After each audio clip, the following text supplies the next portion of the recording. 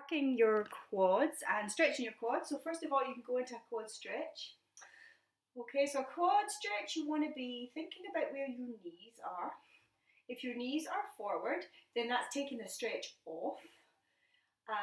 Equally, if you're arching your back, you're taking the stretch off your quads as well. So you want to have a nice neutral torso and your knees level.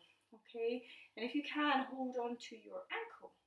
Okay, so that's your quad stretch, and that takes your front of your thigh muscle, your quads, into its most lengthened position.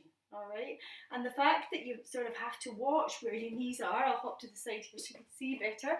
The fact that you have to watch where your knees are, and you can see that there's a tendency to want to come forward or to arch your back, means that really your muscles, as long as it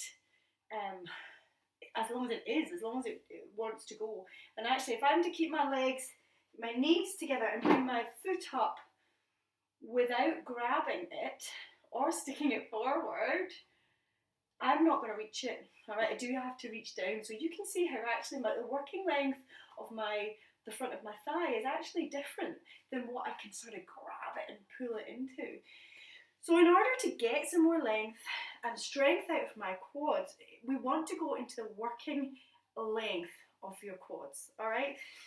So the way I'm going to do this is, instead of sort of hovering in a squat position, which is a static position, it's a still position, and it can get pretty sore, not very comfortable, and it's not the best position for your knees.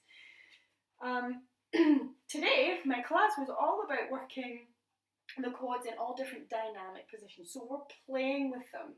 So this is a really nice way to get your quads in a stretched position, so a new position from what you would normally use it in, but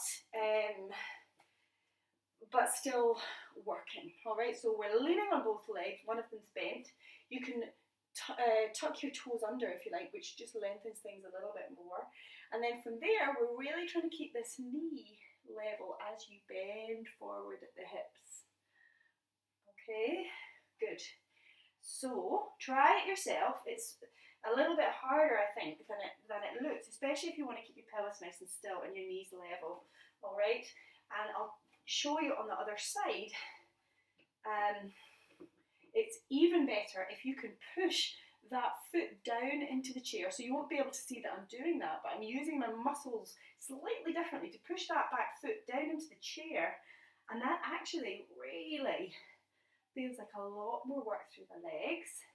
Okay, it brings in this bent leg much more in terms of the thigh, and also brings in the standing leg too. Okay, so we get balance work, back of the leg work, glutes work, and quads. Okay, all working on length, which is all about length of hip, mobility and length of lower back, and because of that, the health of your pelvis. Okay, you can try that at home, see how you get on. Okay, bye bye.